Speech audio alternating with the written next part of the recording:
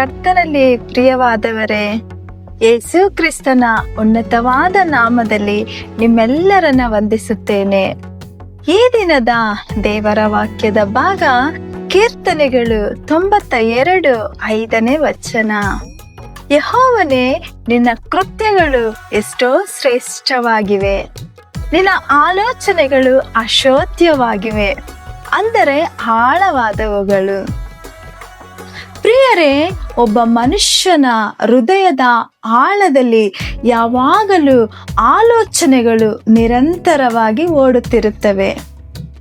ಅದರಲ್ಲಿ ಒಂದನ್ನು ಮನುಷ್ಯನು ಆರಿಸಿಕೊಂಡು ಅದನ್ನೇ ಯೋಚಿಸಲು ಪ್ರಾರಂಭಿಸುತ್ತಾನೆ.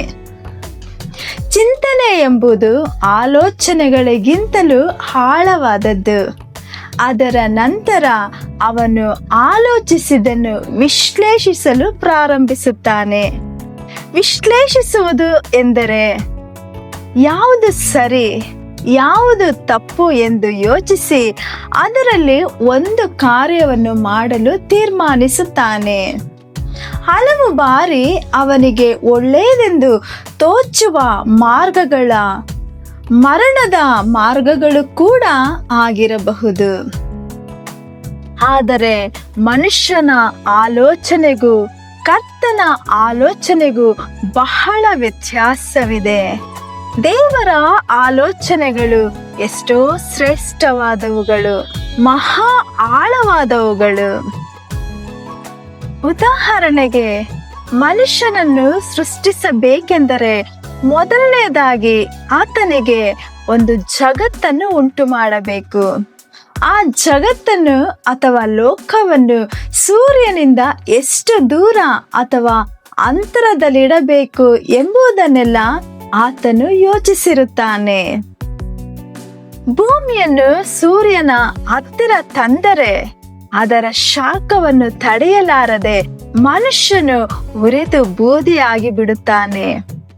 ಬಹಳ ದೂರದಲ್ಲಿಟ್ಟರೆ ಚಳಿಗೆ ಗಡ್ಡೆಯಾಗಿ ಹೋಗುತ್ತಾನೆ ಎಂದೆಲ್ಲ ದೇವರು ಯೋಚಿಸಿ ಅದನ್ನು ಕಾರ್ಯರೂಪಕ್ಕೆ ತಂದಿರುತ್ತಾರೆ.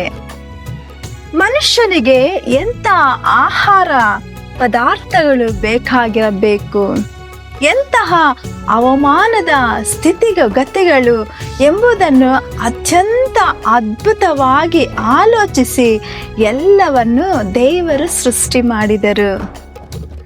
ಆತನು ಸೃಷ್ಟಿಸಿದನೆಲ್ಲ ಒಳ್ಳೆಯದೆಂದು ಕಂಡರು. ಸೃಷ್ಟಿಯ ಒಂದೊಂದು ಕಾರ್ಯಗಳನ್ನು ನೋಡುವಾಗ ಆತನು ಆಲೋಚನೆಗಳಲ್ಲಿ ದೊಡ್ಡವನು ಎಂಬುದನ್ನು ತೋರಿಸುತ್ತದೆ. ಅದೇ ರೀತಿ ಮನುಷ್ಯನ ಹೃದಯದಲ್ಲಿರುವ ಆಲೋಚನೆಗಳು ಆಳವಾದ ನೀರಿನ ಬುಗ್ಗೆಗಳಂತಿವೆ. ಬುದ್ಧಿವಂತನು ಅದನ್ನು ಹೊರ ತೆಗೆಯುತ್ತಾನೆ. ಹೌದು ಪ್ರಿಯರೇ, ನಮಗೂ ನಿಮಗೂ ಅತ್ಯಂತ ದೊಡ್ಡ ಕಾರ್ಯಗಳನ್ನು ಮಾಡಬಲ್ಲ ಆಳವಾದ ಆಲೋಚನೆಗಳು, ಕಲ್ಪನಾ ಶಕ್ತಿಗಳು ಇರುತ್ತವೆ. ಅದನ್ನು ಕಾರ್ಯರೂಪಕ್ಕೆ ತರುವಾಗ ಇತರರಿಗೆ ಒಳ್ಳೆಯದನ್ನ ಮಾಡಿ ನಾವು ಕೂಡ ಸಂತೋಷವಾಗಿ ಬಾಳಬಹುದು. ಹಾಗಾಗುವಂತೆ ದೇವರು ನಿಮ್ಮೆಲ್ಲರನ್ನು ಆಶೀರ್ವದಿಸಲಿ. ಆಮೇನ್. God bless you.